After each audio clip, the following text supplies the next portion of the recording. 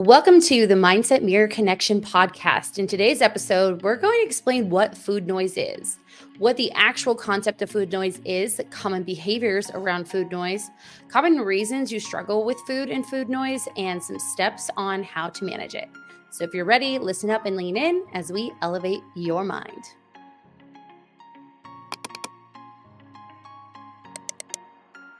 Hi. We don't have a light, but that's fine. Okay, real quick apologies. This podcast should be named The Things Amanda and Christina Learn Along Podcasting. Along podcasting. Yes. We should be a podcast for people starting a podcast.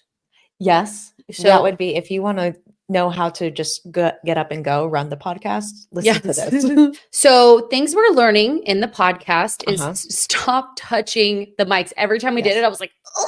I know. So I think we set up our mics correctly. I set them up this time. And the other thing, we still are doing our likes. We have to just be with it. Well, I noticed I kept saying da da da da. And I'm like, that doesn't explain my point at all. And Your I don't points even are explained enough. I think, because I'm like, where did I get that word? Mm-hmm. So we apologize. However, we are imperfect and we're allowed to do that. We're allowed to be imperfect. So, how are you? I'm good. We had a good weekend. What did we do? Well, minus Friday. So Friday, Michael was very sweet. We haven't been out to dinner in a while. Well, you guys used to do dinner every Friday. Right. And so he's like, I've got a new place we should go. And I was like, okay. And so it's called for Freshen or something. It's off Camelback and Central. Oh, I know what you're talking about. I think it used to be the old Hulu's. Yes. We're in Phoenix, everyone. Yes. So we went there and it was not that good. So that was a little disappointing because, when you go out to a new place, you're excited. And I got dressed for once. And so I was like, bummer. But then Saturday, we went and saw Andrew Schultz downtown and it was really good. That's awesome. Yeah. I've seen him before at a smaller venue. And so he does a whole production. So I highly recommend seeing him. And then Sunday, I don't think we did anything. Oh, no, I had book club. We talked about. What book are you reading? We read The Maid, which apparently is very popular right now. So if you're reading this book, The Maid, I personally did not like it. Why didn't you like it? What was it? I felt like, so it's about this gal who essentially, she's a maid. Whoa. Cover blown. Yeah. So she's a maid in an upscale hotel and essentially there's a murder that happens that she's part of. And so it's about her and her personality and kind of how she gets involved in this murder. I just thought it was written kind of haphazardly. And I like more, and I'm not a fair kind of judgment of fiction books because I like nonfiction, like dry informational. I like Blackwater. I like the Afghanistan Papers. Oh, interesting. Yeah. We are so different. Yeah. I like those kind of I want to read Unfuck Yourself and looking up there. Daring Greatly. No, I don't read that. Yeah. I'm all about the feeling. Every time I read a self-help book, I'm like, okay, I get it. I should help myself. One book that I've been recommending a lot, and actually I've been mentioning it on this podcast, but I couldn't remember. And of course, I've got a couple clients where I'm like, you need to either listen to this podcast that this author was on or read this book. And it's called Self-Compassion by Kristen Neff. Ooh. And that was one of the books that helped me too. And just kind of on my journey of it's okay to give yourself compassion. Right. You're not going to lose this drive that you have, because I think a lot of times we think, oh, if I'm nicer to myself, I won't have that motivation to work out, eat well, do all the things. Right. Hi, puppy. But her point was, yeah, but you've never tried not to. You've never tried to give yourself grace. Yeah, you said this. Let's try to do the thing you're not doing. Right. I had this conversation with the client. She goes, "How am I supposed to change my body if I hate it?" And conversations. Yeah. And I said, okay, well, let's start working on that. And today she goes, something happened. I looked in the mirror and thought I was pretty. She said, so something's happening. What? Right. And we talk about that. You're never going to change something out of self-hate. So let's just put that into perspective. If you have a partner you hate. Yeah. So I just got off a call. For those who don't know, I do some relationship and dating coaching, as my background is as a marriage and family therapist. She's awesome at it. Thank you. And I just got off a call and we were talking about the fact that I have it's a male. Okay, good. I have a very needy attached puppy who has abandonment issues. even though I've never left you. So he was talking about how he just basically is resented his partner. And so much so I see him by himself and then they go to therapy together. And even when they're trying to do the things, it's almost he's blinded to the fact that she wants to love him, needs to love him because he's basically started to hate her. Right. And that's why would I even want to try to change something that I have resentment towards, that I hate. Right. And so we had a really good conversation. And in our next episode, we're going to talk about how our perceptions affect our relationships, because that gave me a good idea from him. We're going to talk about how to, even when we're, in this negative, self-defeating headspace, how we can also still find acceptance and compassion towards our bodies. Both can be true.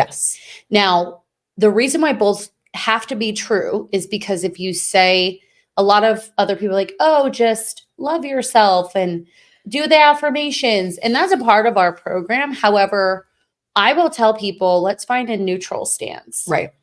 Compassion isn't saying, I think I'm the most beautiful. Don't touch your microphone. Hit the wall and touch the mic. 2 naughty potties.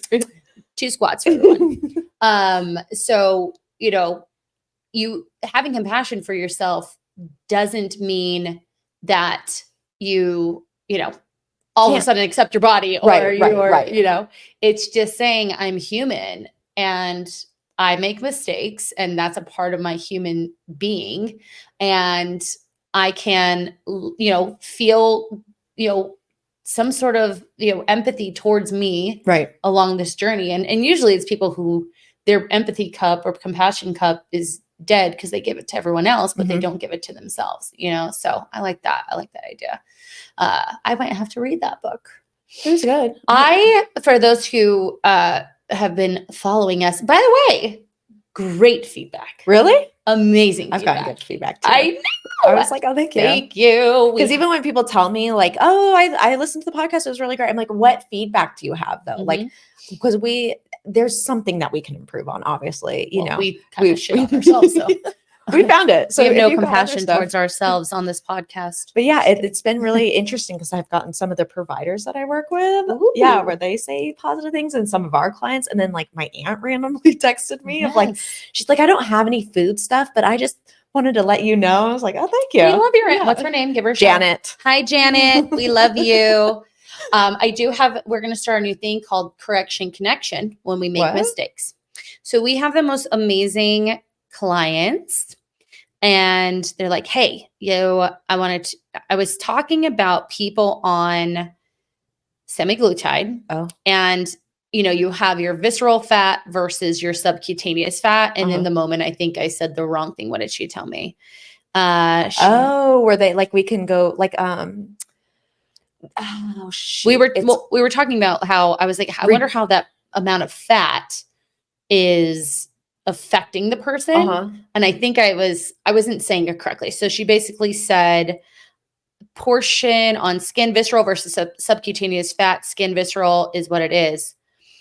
Fat under everything else around the organs. A plastic surgeon can't touch visceral. So what I was actually referring to is subcutaneous because people will lose a ton of weight.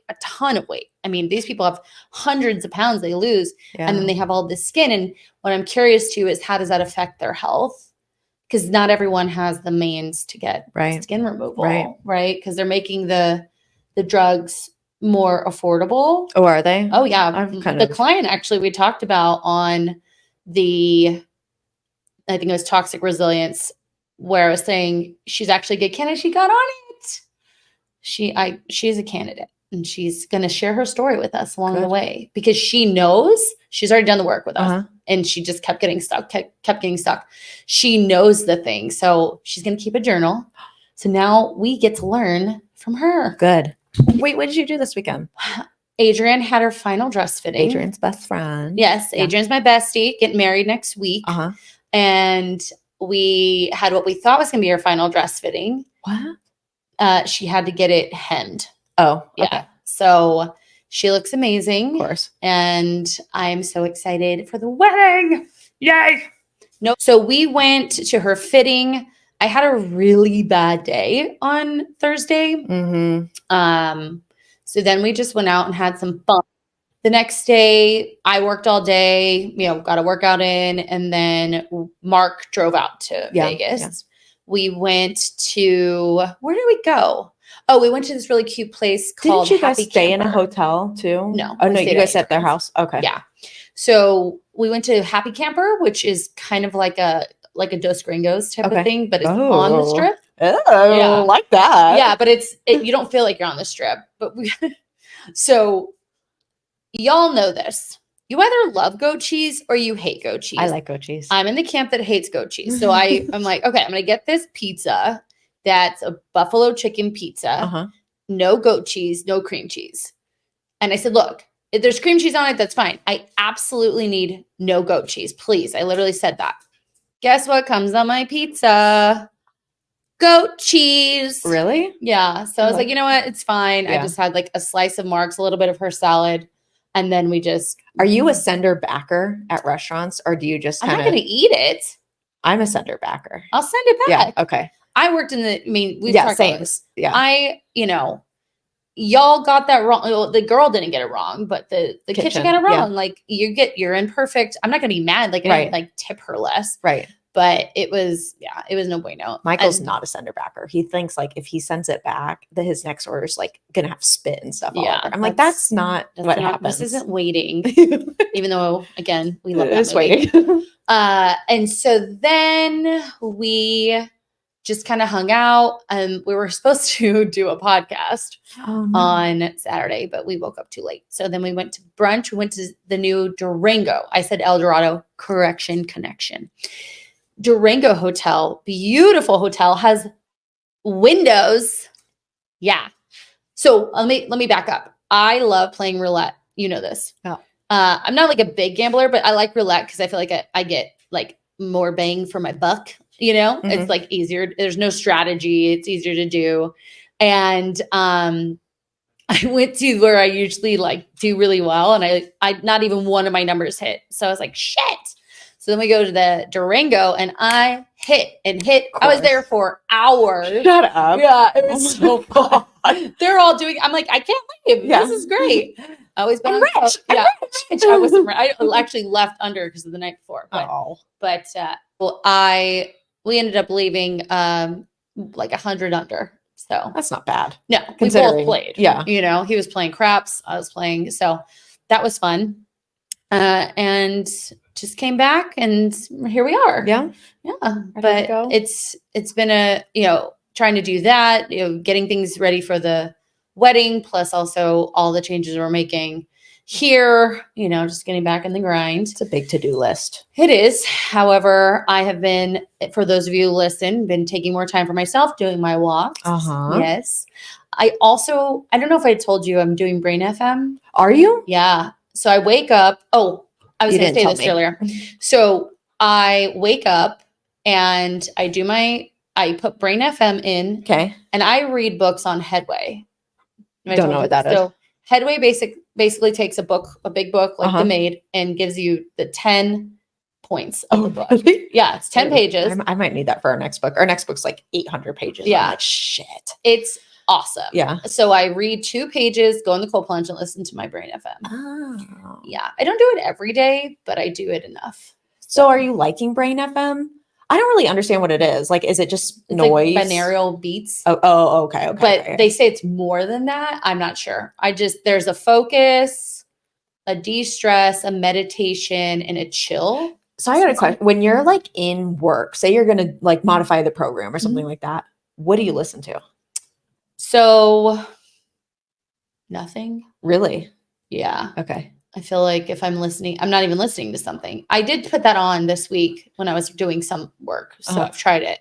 However, I just go. Okay. I just go because I can't have too much like stimuli. Okay. So got it. So that's that. And it's just, we keep having conversations about, again, coming back to the subject of semaglutide and the underlying issues. It continues to be a topic of conversation. So I thought today, let's talk about what part of the brain that is shutting off. Okay. And this is not, guys, just for people on semaglutide.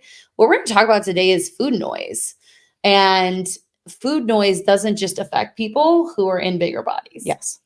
Food noise is that internal dialogue about food being good or bad, having guilt or shame over food, and obsessing over food, right? Which we've done in our leanest selves and even in our normal selves. Yeah. And other people do. It's just a slight difference between the behavior of the noise.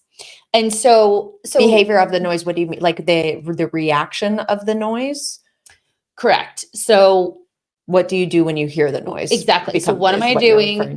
What is the outcome of once I hear the noise? Because it's going to vary based on where you're at. Majority of people are going to do the emotional eating side of things, which we'll talk about.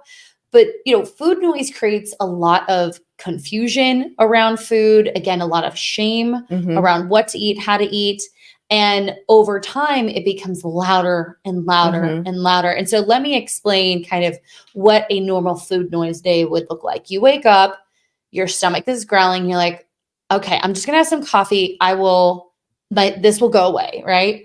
And so you have your coffee, and then you're thinking about, okay, what am I going to have for breakfast? What am I going to have for breakfast? And I have the, egg white omelet for breakfast. Go ahead. Add in, I'm trying to fast. Fasting. Yeah. So I can't have breakfast yet. I can't have breakfast yet, but I'm so hungry.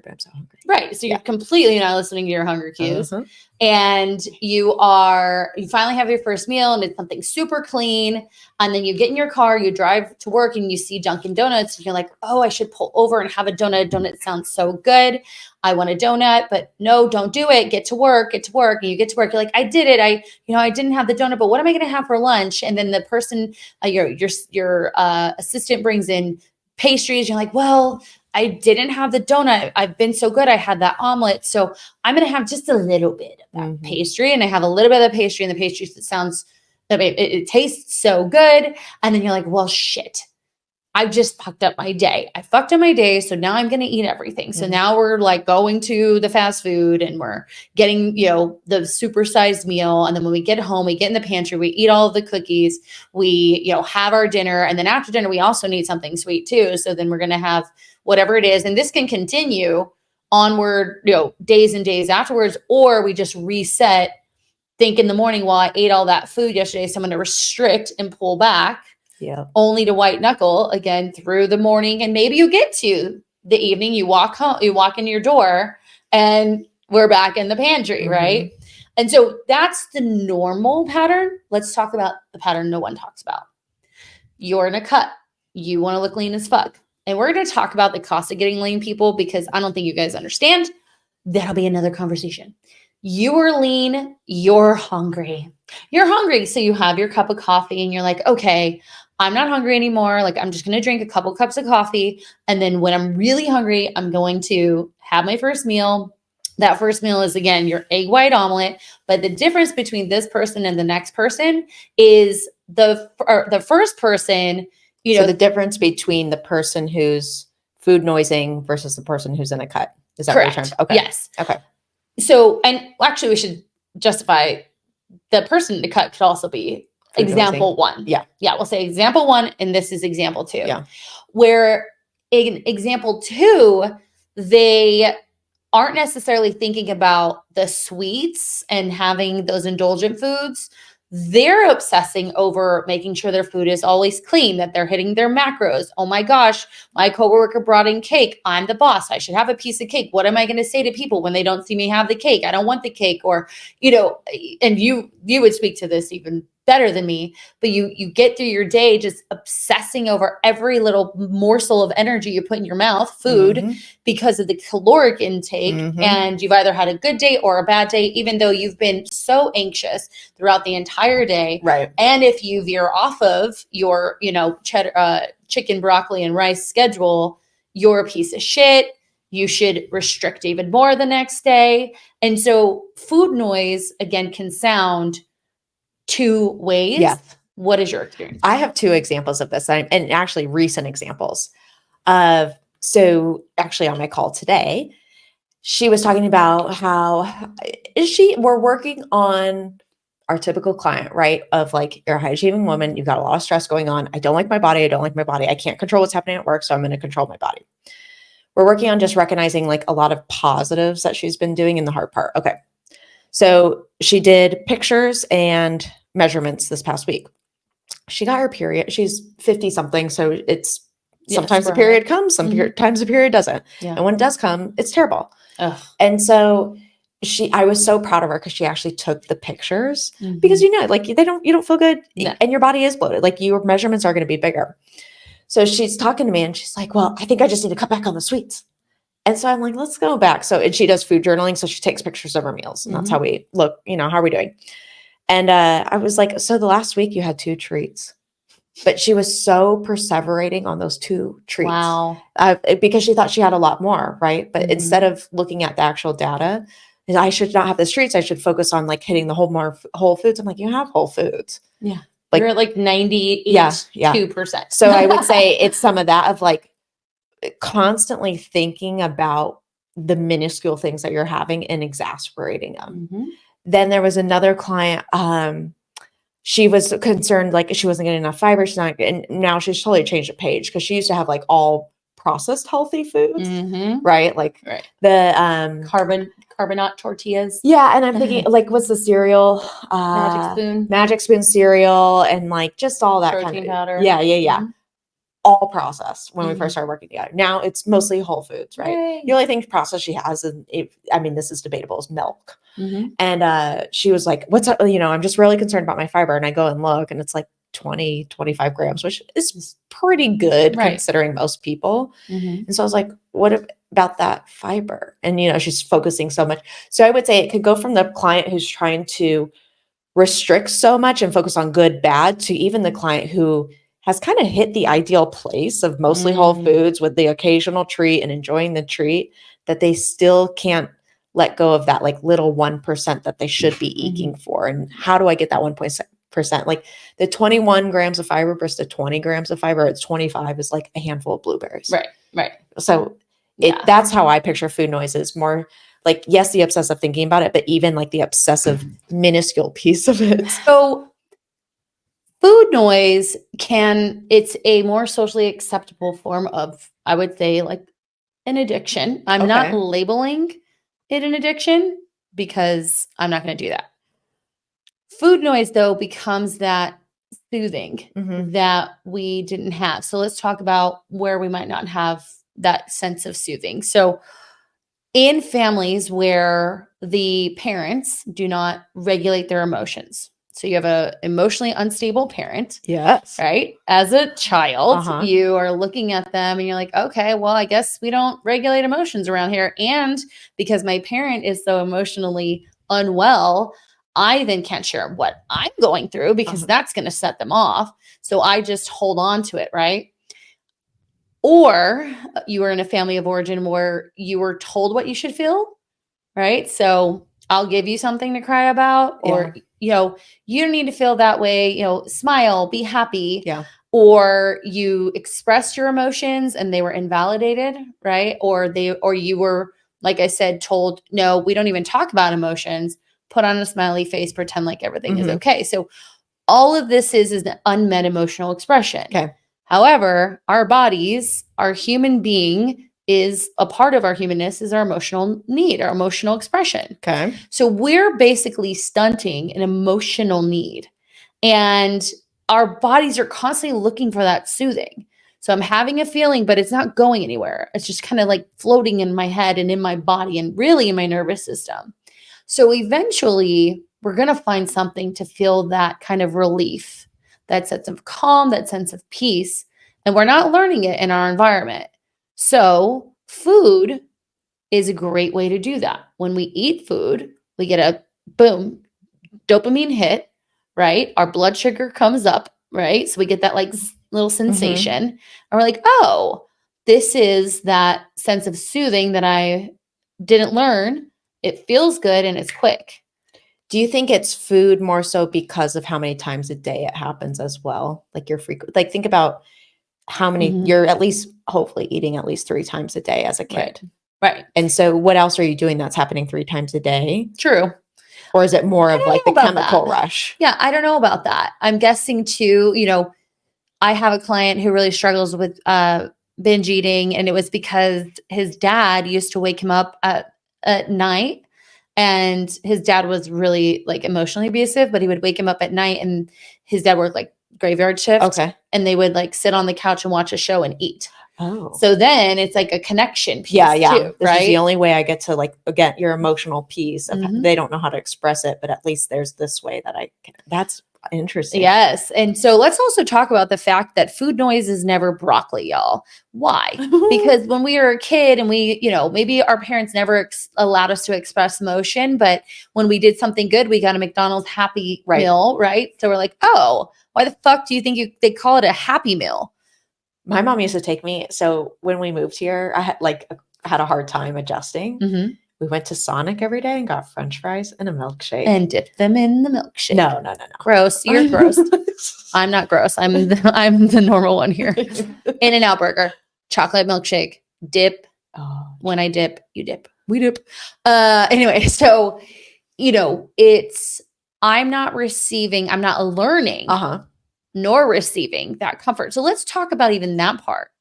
When I'm sad as a child, my parent figure needs to bring me in and calm me down. Like in infancy, we pick up a baby and we use our own selves and our calm self, hopefully, to calm the baby down, right? It's co-regulating the system. Yes. So this can go even into early childhood, right? Again, co-host in the house. Hi, Brooklyn.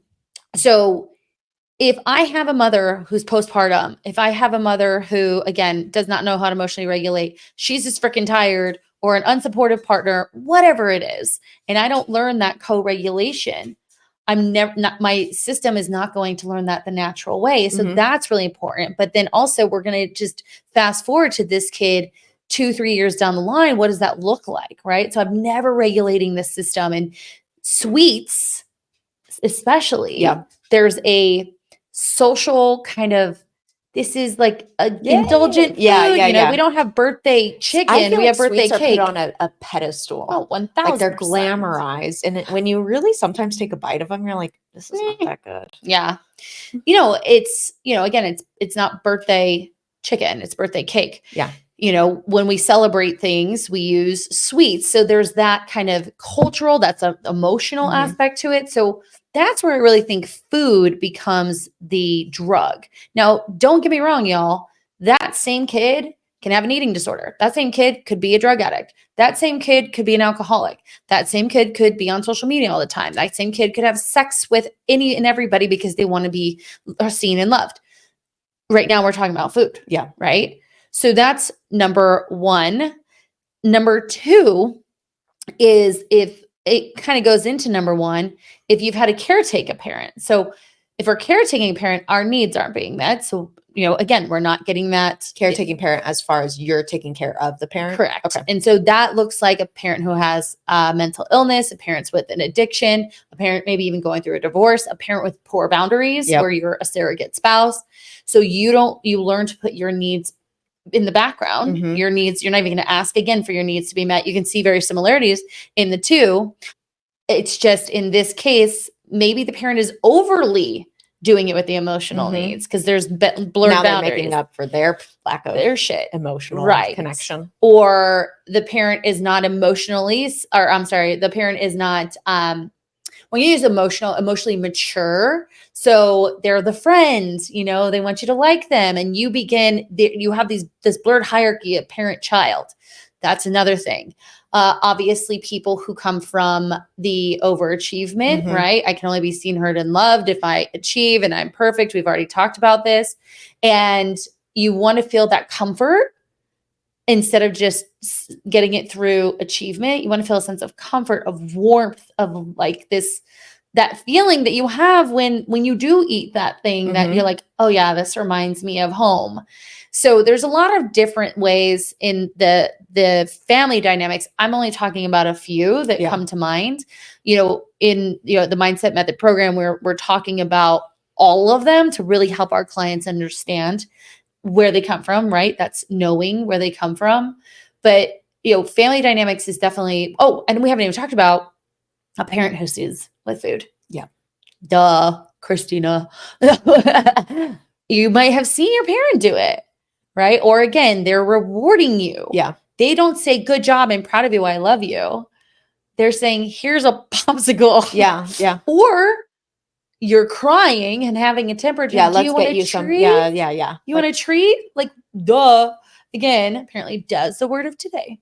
What are we thinking that's going to do? I'm dysregulated. Right. I'm still not being heard emotionally. Correct. And I think even backtrack that, I'm not able to identify what this emotion is as a child. Mm-hmm. So therefore I'm not creating what do I want to say? Like a long-term way to be like, oh, that's frustration. Okay. Mm-hmm. I'm frustrated because awareness.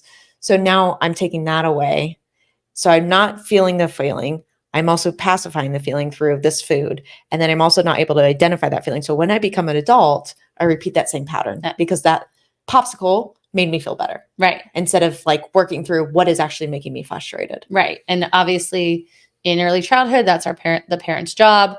And then, the problem is as we get older and how it becomes louder is our stress gets higher. Yes. Right. Yeah. We have relationships. Yep.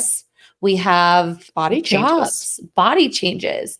And we've never learned to meet that need, that emotional need, that love, that care, that soothing. And food has been our friend. So I want to say something to people out there who struggle with this. Food helped you to survive. Yeah. You could have, like I said, chose other things. Food helped you to survive. And so we're not going to judge ourselves because we do this. This is a conditioned pattern that you learned either from seeing it or finding it. I mean, replace food with alcohol, right? You learned how to cope through alcohol. Right. So you can keep beating yourself up and being like, crap, crap, crap. Or we can recognize what I did, get support, work through it. I had to do that. Find those other pitfalls that make us kind of go back to that behavior. Right. I mean, replace it with whatever addiction pattern that this kid could have chosen. Like this was right. And you bring up a point. Sometimes I've even seen people go from alcohol to food. Yeah. That's very common. Not just alcohol to food, drugs to food. And so the family dynamics is definitely a place to look. Let's also, though, talk about just cultural. So this is a big one for us. Yeah. Like, as my mom is Italian, your dad is Italian, my dad is Mexican, your mom is white. White. Right. In cultures, and I think of my client who is Persian. I think of clients of Middle Eastern families. I think of my client who's from Spain. Yes. Yeah. There's this cultural, Mexican. Food is love. Food is love. We eat food. And if you don't eat food, then you're shunned. Yes. You're not loved. Yes. You're not seen. Yes. And there's an aspect to emotional eating that is cultural/environmental. I cannot tell you. I don't know. I don't do it as much now because I'm aware of it. I used to just go into my parents' house and walk straight to the pantry. Really? Yeah. I just wanted to see what they had. I like to look. You know what? I think I used to do that and I don't anymore. Yeah. Because now I know what they have. Yeah. I'm like, ooh, dad has Chips Ahoy. I know they're in here. Yeah. He's diabetic now. So there you go. Anyhow, so there's that cultural aspect to it, that food is love, food is family. And if you don't eat the food, you're shunned. You're criticized or shamed. You don't love me. Yeah. Because you didn't eat my food, right? Do you not like it? And it's like, I do. I'm full. Right. Okay. And It's a tough thing. Yeah. And then that can actually turn into some social anxiety around food because you've always been fed. So anytime you're in a social setting around food, you're like, well, it's here. I clear my plate. Right. I clear my plate, or if it's in front of me, I eat it. And it's almost this permission I can't you give say yourself. no. Yeah. Because I don't want to be rude. Right. Well, everyone else is eating it, even though I'm not listening to my hunger and fullness cues, right? And then I have so much anxiety about that. And then I want to restrict. So then we go into the pattern, right? And then media culture, right? Supersize food, portions out of hand. Good, bad. Oh, good, bad. Remember there was not, that's eat what it was. This, not that. Yeah, eat this, that, not that. And I used to like look at that and be like, okay, like it would say, we'll go back to your goat cheese versus like shredded sharp cheddar or something.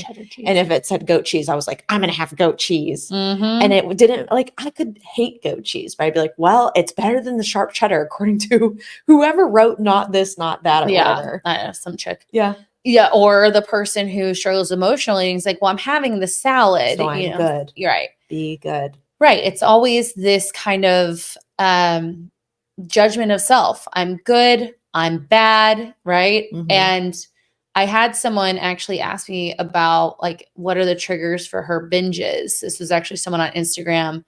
And I had told her, I said, look, I want you to actually sit and write down when you're triggered to binge, what happened that day and what you're feeling, right? Because that's really what we want to understand the underlying issues. I sent her the PDF. I can tag it here for the rewiring your mind.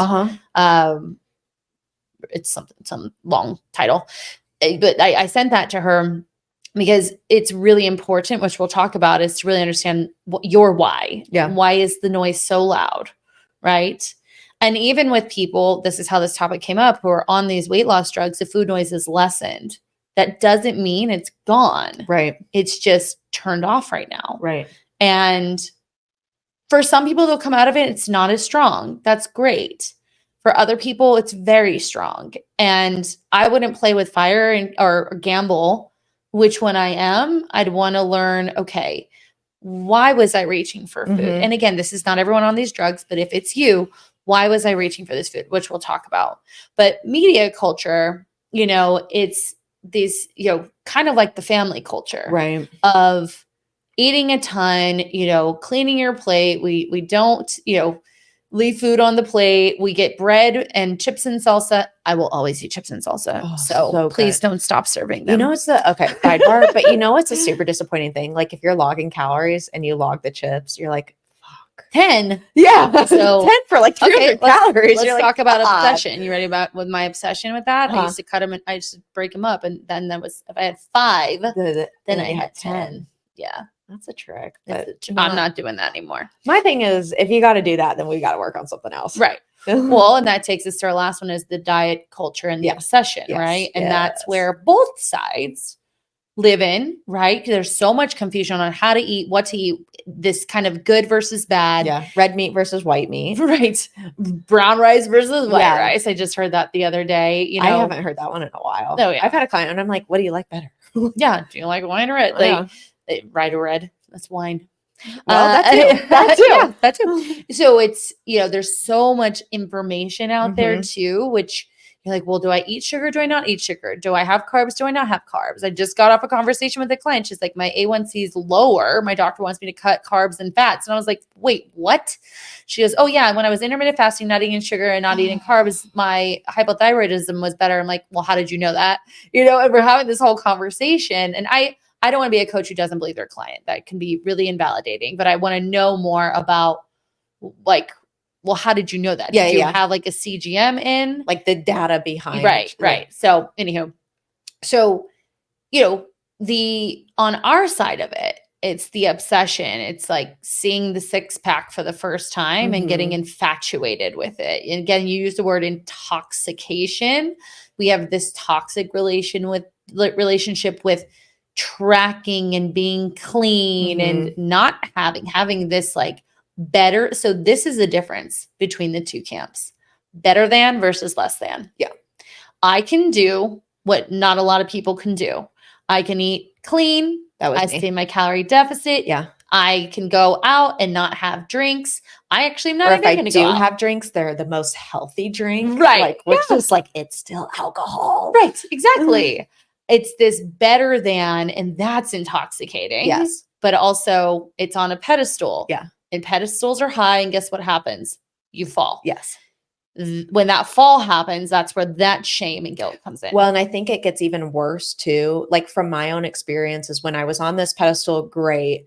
Then I fall off the pedestal. So I myself feel the shame and guilt, but then people have identified you as like the healthy one. Fit one was mine. And so they point out like, oh, you're having the cake. I didn't expect that from you. And so then it's like, you're almost like, shame, yeah, like, shame. well, I shouldn't be having the cake. Like, but there's, and even like sometimes nowadays too, I forget. It happened to me recently where I ordered something and someone was like, oh, like, I didn't expect you to do that. And I kind of want to be like, fuck off. Shut up. Like, I've worked incredibly hard to be able to eat this without shame and guilt. Right. And then you telling me that, like, of like, I wouldn't expect that. It's like, to me, it's not a big deal anymore. But like, your comment is so not necessary. Right. Yeah. Because I'm not looking at you like, well, you told me you want to lose 20 pounds, but yet here you are eating the if like you would say that's chorizo chimichanga thing. You know, it's delicious. We're gonna go get Mexican food. This podcast is over. Yeah. So we have the best Mexican food right here. Oh, so what is it? Villa de los Santos and El Bravo, 2 separate places. If you're in Arizona, come. They're delicious. Okay.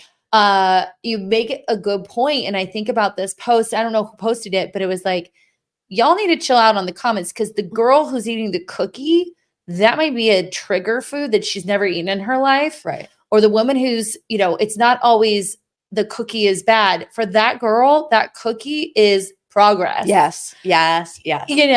And for the woman who can also eat a cookie, who used to binge on them, but is just having one, that cookie is progress, right? Yeah. So shut up. Because you don't know the backstory. Yes. Just shut up. Yeah. How about that? Like, I have my things. I shouldn't say always now because I've really gotten into yolk, but I used to always just add egg whites to my meal just to get a little bit more protein because probably I'm brunching and I'm going to be out all day and it's going to be this whole event and I probably need to get some protein into my diet, right? And people would judge, oh, you're going to get egg whites, and then people are like, should I get egg whites? Like, you can eat whatever you want. I know. You know? Yeah. So anyways, we got family dynamics. But wait, I culture. interrupted you because there was the more than and then the less than. Thank you. Thank you. This is why we work. So the less than is I'm not good enough. I'm the problem. Like everything that I do is being seen under a microscope, right? Which is just full of shame and guilt. And the thing about food noise is we can swing between these two in the same day, in the same moment, where we can be in this less than or I'm better than place. I'm eating all the clean foods. Look at me, but you're obsessing over it. You're obsessing over it, thinking about it. You're fucking hungry, right? And you're just like, don't be hungry. And you're like, don't be human.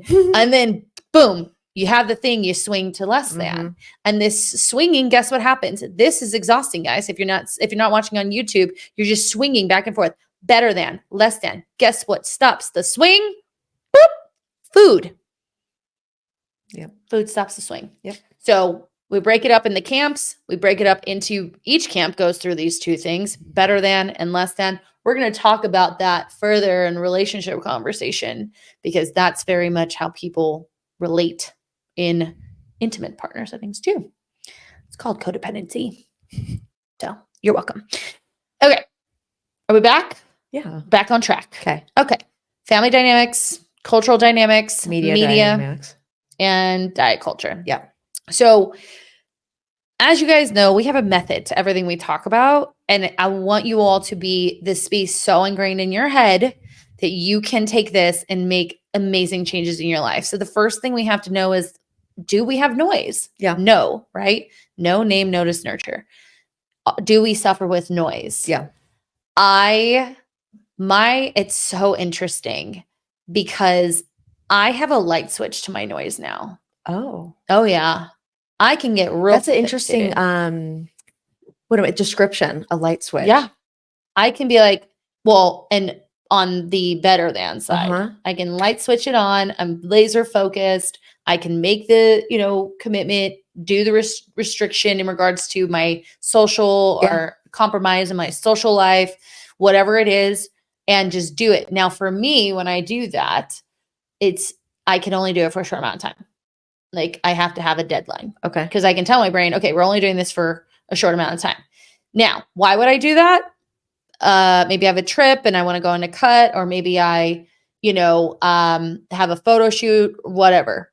That's when I would do that. And I only do that maybe once a year. So I can turn up that kind of fixation, and my noise is louder, but I can also manage it more. Yeah. It's interesting. I don't have to, maybe the light switch isn't a good example because I don't have to manage it. So yeah, it's off and then it's on louder, but I can manage it better when even in that setting. But you have to know, wow, I fucking think about food all day. Yeah. All day I dream about food, not Adidas. What? Yeah, it's a, oh God, what am I going to do with you? I don't even know what that was. Wu-Tang song? Ow. Jesus. I was like, oh, where are we going with final? this? I think it's Wu-Tang. Please let us know in Correction Connection Corner. So you have to know it. You've really got to be honest with yourself. Yes. And I think that's very hard to do, to be honest with yourself, because the whole time I'm trying to be healthy. You're justifying or finding a reason, or you aren't honest with yourself just in general terms throughout the day, right? Like if sometimes I'll have clients who be like, oh, I felt good, but there's always a but. And it's like, you could be honest and say you felt good. It's okay. You felt good. Yeah, you felt good. Let it be. Right. Let it ride. Right. Well, it's interesting because, I started taking these ADHD meds and I have to make myself eat. They'll be like, I'm like, oh, I should eat right now. Yeah. Right. Because it turns it off. So it's an interesting dynamic. Your dog farted. Oh yeah. She's old. If you were like 105, you would fart all over too. Okay. You're probably shitting yourself, right? Probably syphilis in the nursing home too. She's shit on the rug. Oh. She's just old. Say, Auntie, she's on so many drugs. Speaking of drug addict, she's on gabapentin, she's on antibiotic, and she's on muscle relaxer. Oh God. She's living her best life. That's why she's farting, because she's like me. Well, no, she's like, I don't have any control over my bowel movements because I'm on so many drugs because I'm so old. Rob Brookie, don't look at her. She'll get up. All right, what were we saying? Sorry. No, we got to be honest. Oh yeah, honestly. Being honest about that. And it's like, okay, what just happened? Oh yes, this happened today. She goes, so client. Yes, okay. Client was like, I want to go into a cut for 2 weeks. This client has been in maintenance, absolutely crushing it. She's a fucking grandma. She looks amazing. I love her. She's doing all the work. So when she said a cut, I was like, yeah, 2 weeks, done. Yeah. And she gets on the call. She goes, I don't like this. No. She said, I thought about the cut. Let's talk about if I'm doing this because I need this person's approval. Plot twist. I know. That's how aware our clients are. So we talked about it. And I said, okay, we don't have to get into that. But I was like, is this person going to approve of you either way? She's like, nope. I was like, okay, great. So we know that. We're anticipating she's not going to approve of you. Do you want to look amazing? Like even more, she looks great. Like, do you want to just lean out a little bit? If you want to do that, we can do that. If you feel good, we can do that. Like, again, it's up to you, right? It's not always up to our clients if they cut. So let's just put that out there. However, most of the time it's not. She is until so they get to this point. Yeah. Like she's so healthy. Because we've talked about this before, and now we're getting off tangent, but we've talked about how we will talk shit about the people who are constantly promoting the restrictive diet, exactly, it is what we're talking about. The obsession, the tracking, all of that. And we'll also support our client through a fat loss phase. Yes. Because we do it in the right way. We teach them how to do it over the course of a year. Yes. Because we're doing maintenance. We're going in surplus. We're teaching them hunger and fullness cues. So if and when they are ready and they have the mental capacity and the schedule, this is my other thing. If you have the schedule to do a cut, then we'll do a cut. If you have 10 events in the next 4 weeks, we're not doing a cut. Right. You're just going to feel like a failure. Right. Or you're going to be obsessed. And then you'll be, sitting, eating, bringing your Tupperware to a family event. And that's not living your life either. Right. So, blah, blah, blah. What was I saying? So we're talking about being aware. So I think we need to go into the naming of this. And so, okay. And it sounds like this client's a good example. Naming, why am I doing this? Yes. So this client's inner critic's name is Ursula. Oh. Yeah. Little Mermaid. Yeah. I know that reference. Oh, good. Finally. Thank you. So she kind of named it, we talked about naming it. Yeah. Is this validation? Am I trying to seek validation? Right. And, knowing and naming what was going on, knowing what was going on in her head. Now this is obviously a cut. So we can use this example as someone who is experiencing food noise is I'm constantly obsessed about it. I think about it all day. It feels really gross to me. Gross would be naming it. It feels disgusting. I feel like it's and I talked about him, my ballet teacher when I was in 5th grade, Terry, what's his name? And, there it is. Yeah. And then also naming the self-defeating beliefs around it, right? You're disgusting. You've fallen off the wagon. You might as well give up. You're perfect. Look how good you did. Your food is not a report card. It's not a report card. Well, for who too? Right. Who are we reporting to? Right. Exactly. Because if no one was looking, you would just eat the way you wanted to eat. Right.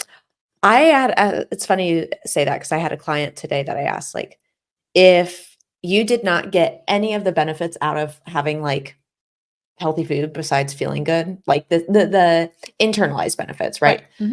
Would you still do it? Because she was worried if I take this like self-judgment or this pedestal away, then I won't do it anymore. And I was like, okay, let's, backtrack that. Yeah. And I was like, say you still felt good. No one's judging you. No one knows what you eat. Everything's hidden. Would you still do it? She's like, well, yes. And I said, then you don't need the pedestal. Right. Right. Like there's no point in putting yourself through that because it's part of who you are. It's what you value about yourself. There's much more to say about that as opposed to look at me, what I'm doing. Yeah. Look at me. I'm eating out of Tupperware. I was going to talk about this on its own podcast, but I'm going to bring up the sustainable eating habits at the end of this because I think it's a perfect time to do it. But okay, so we know that it's happening. We name it. Okay, we're naming the inner critic voice. We're naming the self-defeating beliefs that we're saying about the food we eat and who we are as a person. If we eat certain foods or if we don't eat certain foods, you all have to recognize that better than comes from the same trauma wounds as less than. When we are grandiose and we are better than everyone else has the problem, we don't. That is it's a coping mechanism. You think about the word narcissist, which is like calling someone, a dickhead now. That's true. Oh, okay. Here's my thing. That's calling someone like an asshole, is calling them a narcissist. Yeah. And I think we talked about this. The new bless your heart is your feelings are valid. Yeah. God. Sorry, Brookie. So anyways, I want to very much help people understand being better than comes from the same trauma wounds as less than. Okay. So we know it, we name it, and then we have to notice when it's happening. Right. So in that moment, when think about this, guys, I'm driving to work and I'm literally think about the white knuckling on the steering wheel. Seriously. Just gotta get to work. I'm almost there. Right. I remember thinking that when I was doing like a fasting phase, like, okay, it's 11:50. I can do it 10 more minutes. 10 more minutes. Like, does it really make a difference if I eat at 11:50 compared to 12? Right. Or I used to travel a lot for work. So I'd have my lunch there and I'd be like, hi, I'm over here.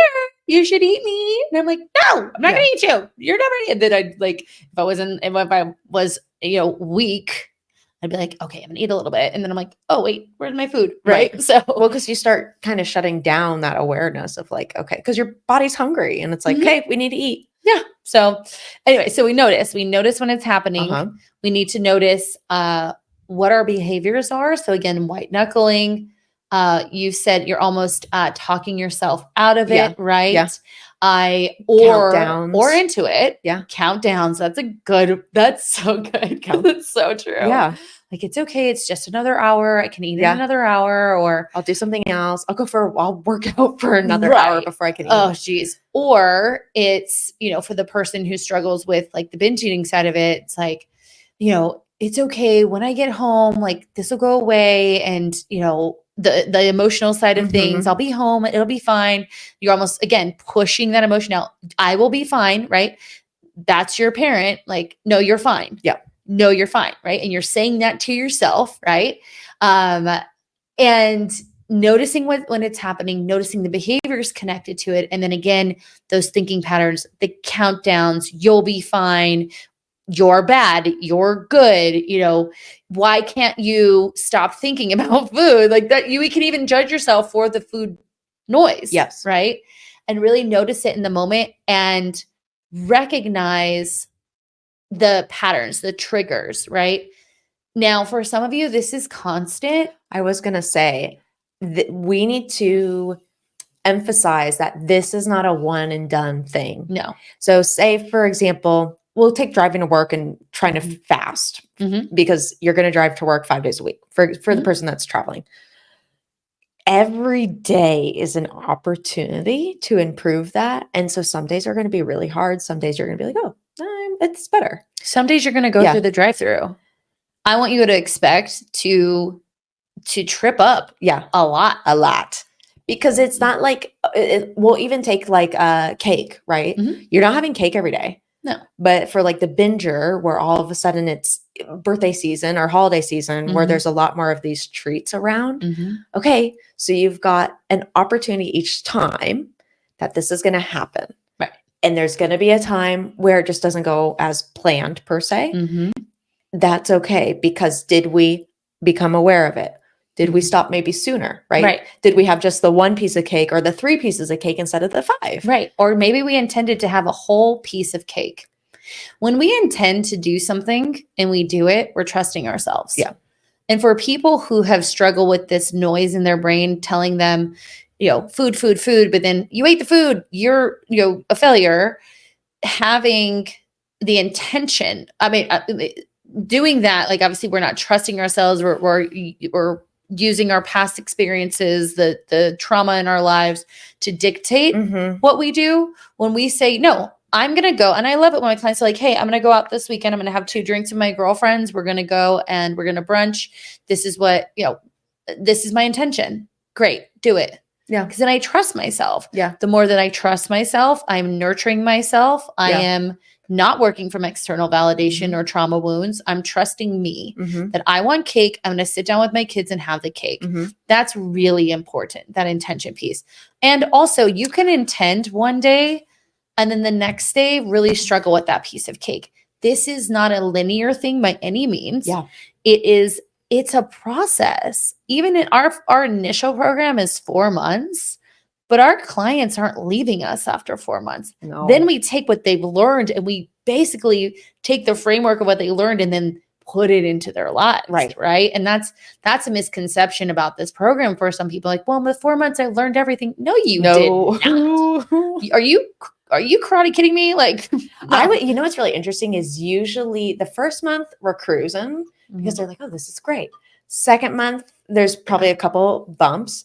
The 3rd and 4th month, because again, things are happening in life, is when they start to be like, or like we've been in maintenance for 3 months and they haven't ever been like in maintenance they haven't seen how much they can eat just for 3 months. Right. They've never done that because every other month has been like a diet phase or something. And so it's like, you have this opportunity at 3-4 months. That's going to get really hairy. We've been really positive for the first 2, but then after that, what do we need to do where you can help regulate yourself? What have you learned from those 3 and 4 months where it got bad that you can take that and now apply it with still coaching for the 5th, 6th, 7th, 8th month and so on. Right.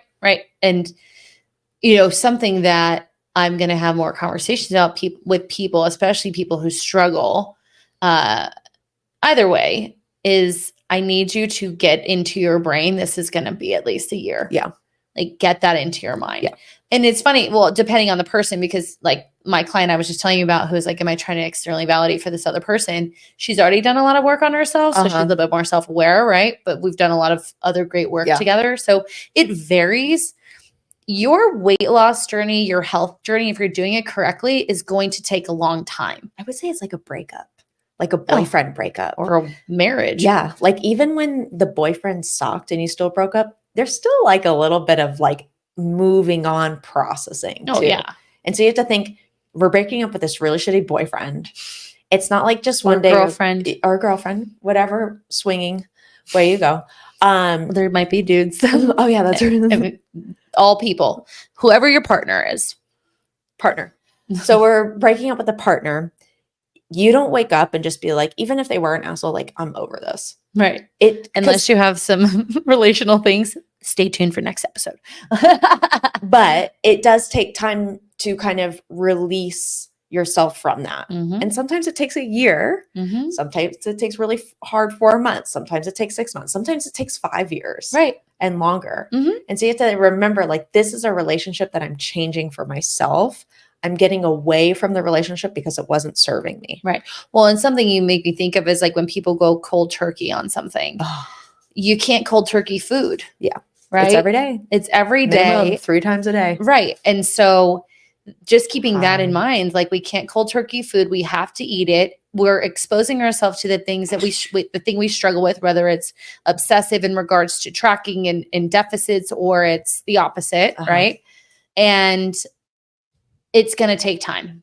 And so again, notice it, notice when it's happening, notice the behaviors that are associated with it. And what I mean by behaviors, again, am I white knuckling? Am I sweating? Do I have anxiety? Right. That's an emotion. Am I nervous to go somewhere? Oh yeah. Oh, that's a good one. Yeah. Right. Am I sitting there already like freaking out because I have this thing coming up? Yeah. Am I meticulously looking at the menu? Yes, right. Yes. And we have our clients do that. And like I have clients that travel a lot. Oh yeah. No, I'm a big fan of Right. clients looking at a menu. Yeah. Like, let's look at the menu, choose 3 things and call it good. Them. Yeah. Yeah. And so notice the behaviors, notice the thinking, right? And the scheming and the planning. Yeah. There we go. Scheming, planning, obsessing. Manipulation. Right. And then nurture it. And nurturing is stopping in that moment. Remember this, something's going on internally that food is soothing. What is that thing that could, in our program that falls now under name, we've added a inner child need reflection. Haven't told you that yet. Thank you. Yep. You're welcome. We talked about it on our group call. Yeah. So understanding what are my unmet needs, right? Yeah. And being able to, in that moment, think back, what does that little person need right now? Right. They need a hug. They need a breath. They need some validation after a stressful day at work. Yeah.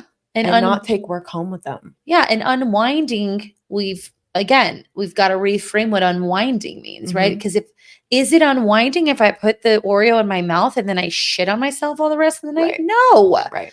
Right. Every time you do it, it feels good for a hot minute. And then it doesn't. Yeah. Right. I tell clients, like, when they're in that spot, choose the treat that you want, right? Give yourself permission to have a treat, first of all. Second of all, tell yourself, I'm going to enjoy this slowly. I'm going to enjoy it mindfully. I want to have this and I'm allowed to have it. Right. And then when you start shitting on yourself afterwards, you need to walk through that again. Right. I told myself I can have this. I wanted to have it. I enjoyed it mindfully. I said, but if you know you're going to shit on yourself afterwards, then you need to walk away for a second and reassess, like, should I have this treat? Right. Right. Right. And if you're perseverating on it, then there's something there that you need to work through that the treat's not going to solve. Ah, yes. You know what I mean? Like, ding, ding, ding. Yeah. Ding, ding. Right. Well, and hello. And a client said last night, she always has a nut butter and it's this like texture thing for her. Butter? Yeah. At the end of the night, she likes to get her spoon and do it. And the thing was happening is she would have a creamy, but then she'd always want the nut butter. And it's like more like a conditioned response. She's like, is it just okay? I was like, well, why don't we move the creamy somewhere else? She's like, it's okay. And I'm paraphrasing for her. Obviously, she's like, basically what I'm hearing you say is it's okay to just have the nut butter like after dinner, even if I'm a little bit full because I want to have it. I'm like, yeah. I said, when you don't have the foods, you create scarcity. Yeah. And when scarcity is there, again, I'm not getting my needs met, right? And for each person's scarcity response can be different. In her case, it's rebellion, right? Yeah. You tell me I can't do it, I'm gonna show you. Yeah. I'm gonna do your it. childhood comes out. Oh yeah, your little, Your and adult, I call that your adapted adolescent comes out, and it's just like, fuck you. Yeah. Right. And so I was like, if you tell yourself, I have this every night, I'm gonna have it. Brookie Bear, go lay down, honey. I can't move the mic, but I have to save this. I know. Brooklyn almost took out the whole production. Go lay down. Come on, honey. I don't. Auntie doesn't want to hang out with you. I know. Sorry. Anyways, so hold on, let her do her thing. I really wish you were kennel trained. We tried that. She didn't like it. All right. So what I was explaining to her is if you have that every night and you say, I'm going to have it, I can have it, I'm going to have it tomorrow. So even when the brain goes, I want a little bit more, I'm like, I'm going to have some more tomorrow. Right. Or the other thing I tell people is like, that food will be there. I know. You know, people always think, well, I was at my hometown and no, you can get Lou Malnati's literally shipped to your door. Yeah. Like we can get most things shipped to our door. Right. Now, you live in Russia. Okay. Get a care package, get it shipped to your door. Right. So for her is we took away the scarcity. Yeah. And she's like, oh, and it like fits in my day. And for her, she has to really watch how she eats because her blood sugar, but it works. It works for her. So that's the part of the nurture. And obviously taking care of yourself, taking care of the unmet need, again, whatever that looks like for you, taking care of your mind and whatever that looks like for you. Like, I'm allowed to have this. I am okay. I'm allowed to experience this emotion. That is okay. I am worthy. I am human. I can experience this emotion without having to stunt it or feel like I can't express it or I can't feel it.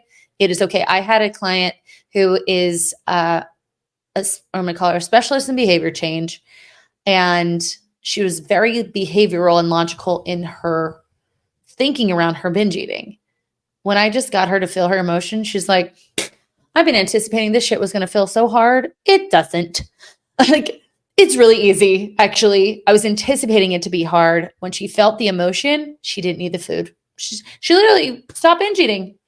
Yeah. I mean, it wasn't like this. But we worked together for a long time. But I actually haven't, I should check in with her. Like, she hasn't binge eaten. Not that I know of in a long time. So here's some easy ways of thinking about food too, especially when getting this like good food versus bad food thought. Okay. That I don't think anyone talks about because this was actually in an eating disorder certification that I did for my CEs. I should probably see when my license is due. I think it was last year. Yeah, it was last year. So I did a whole thing on binge eating and it's 4 quadrants. We have foods that are both pleasurable and both nourishing. Okay. We have foods that are only nourishing and not pleasurable. We have foods that are only pleasurable and not nourishing. Okay. We have foods that are neither pleasurable nor nourishing. Okay. Okay. So if you look at those 4 quadrants, okay, you want to make your day, we'll say 70 to 8% full of those foods that are both pleasurable and nourishing. Okay. So for me, I eat a lot of blueberries, salmon, avocado, turkey, hummus, pitas, ground beef, rice, right? Well, rice isn't pleasurable to me. Ground beef isn't pleasurable. Bring those back. But turkey meat, like sliced deli meat, right? And I don't want to hear your thoughts on it. It's from the turkey and they slice it. What are the thoughts on it? It's processed. Oh, I get a slice. I eat a lot of deli turkey. Yeah. And I love it. It's convenient, it's easy, and it's tasty. And there's different kinds. What are your both pleasurable and nourishing foods? Both pleasurable and nourishing. I really like breakfast burritos. So burritos, beans, tortillas, avocado, eggs. I have a lot of eggs. Well, and so I'm going to talk about nourishing foods that we're going to make pleasurable.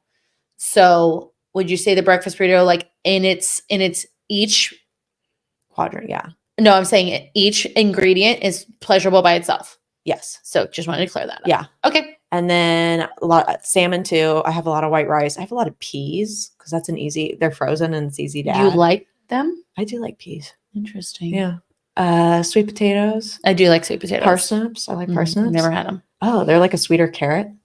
Oh, yeah, I've probably had them. Yeah.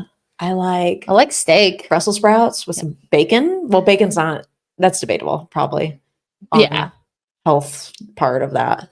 Steak. I do like a good steak. Love steak. Russet potatoes. Potatoes, absolutely. Butter could go good and good for you. Everyone's like, butter, what? Like, yeah, butter. Olive oil, just drink it. Yeah. So that's quadrant 1. Both pleasurable, both nourishing. We want to eat a lot of those foods, right? And for you guys out there, write this down. Write it down. Okay. Next is only nourishing, not pleasurable. Nourishing. Okay, I think of 99% ground turkey. Gross. Not gonna get by That's what I eat when I'm on a cut. Yeah, me too. And I have to put a ton of taco seasoning on it. Even so just like rubbery. Just plain pasta, right? Ooh. Or I don't know. I usually have a whole list of these things. Even just ground beef, maybe by itself. Some people could eat that as pleasurable. I don't.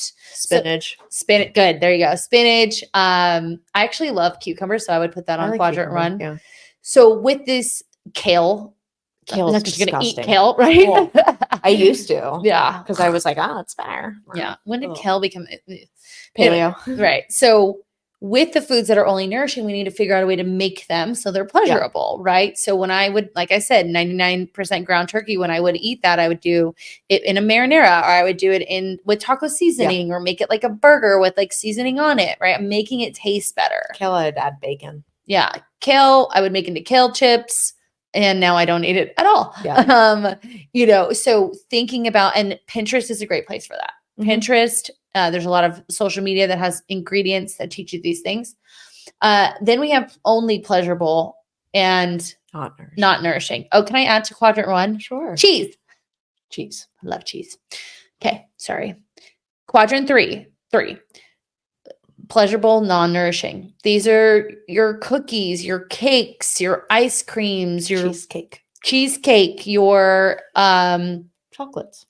chocolates, maybe even alcohol. So with the pleasurable foods, we want to eat them because we mentally enjoy them, right? However, physically, they can make us feel really ill if we eat too many of them, and or if we eat a lot of it, obviously it can affect our body weight. So with our pleasurable foods, like you said, we need to sit down, eat it mindfully, maybe eat it every day in an amount that makes us physically feel well, right? We're getting that mental hit of it. And like, I enjoy this. And, do it in a way that, again, is mindful and measured, we'll say, so that you feel good. Yep. Both physical and mental. And then last is non-nourishing, non-pleasurable. For me, that's like a baked lay. That's what else?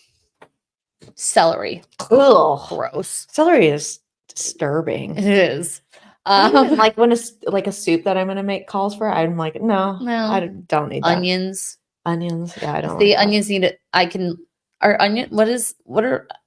know, the like minerals and vitamins in onions. Don't know. Yeah. Not a big, they're not like, you need to eat more onions. Yeah. I go to the doctor. I've been lacking. You're right. You're right. Big onion lacquer. So we want to eat less of those foods. Yeah. Right. And here's the thing about these these quadrants is you choose. Yes. You choose. And, the more you can eat your pleasurable and nourishing, enjoy your pleasurable, have the foods that they're not as great, but they're good for you. Fix them up, make them feel great. I would even say, or just don't force yourself. You might go out to eat and they might be like mixed in with something. Like, so for example, let's take Brussels sprouts. A lot of people don't like, I know I love Brussels sprouts, but sometimes people don't like Brussels sprouts. But if you go out to eat and there's Brussels sprouts with bacon and like a balsamic on that, you might try it and be like, oh, that's smart. And that could be your introduction to like, how could I make this at home? Because if you make it at home, it's probably going to be lower calorie just by default. Right. But then, okay, you might try the Brussels sprouts without the bacon one time and just the balsamic. That's where I would say there is opportunity. Like if you don't like it, like kale, right? We both force kale, and now it's like, why are we doing this? Yeah, I'm not gonna eat this. Yeah. Why am I eating this? Sometimes it's even just like macaroni salad. Ew. Yeah. Potato salad. Nope. I don't do a lot of those. I like pasta salad, but I used to like Paradise Bakeries, Paradise Pasta, and that place doesn't exist anymore. Great cookies. I worked there in high school. Really? Yes. All right. That's it before my dog just takes down the whole production. Wrap up. So food noise affects more than just people in larger bodies. If you are obsessed and feeling anxiety and confusion and shame and guilt around food, you might have food noise. We use the mindset method to manage this: know, name, notice, and nurture, as well as the sustainable eating quadrant to help you just really get a hold of your food, because that would be your norm. That's the norm part of what we do, teaching you healthy habits that you can sustain. And I will link the sustainable eating habits quadrant to this episode, as well as I think I said something else. So we'll put that in. What was that? Yeah. If you like this information, please give us a follow. My Instagram is Mindset of Matter Coaching. Mine is fitbyamanda.az. Easy, right? We are on YouTube at The Mindset of Matter, as well as TikTok. If you are interested in one-to-one coaching with us, we have a link to our Clarity Call scheduler. We have a variety of programs, including our one-to-one coaching we often talk about here, where you get one-to-one hand-holding really through this entire process of understanding the underlying beliefs, but also learning sustainable health habits. Or we have an on-demand coaching program as well. An on-demand app. And we have the on-demand app, which allows you to let us train you with our monthly programs. You have a gym, you have a time crunch, dumbbell only, and body weight and bands. Great. So that is that. So what are you going to say to the people? What you say in the mind. You see in the mirror. Goodbye.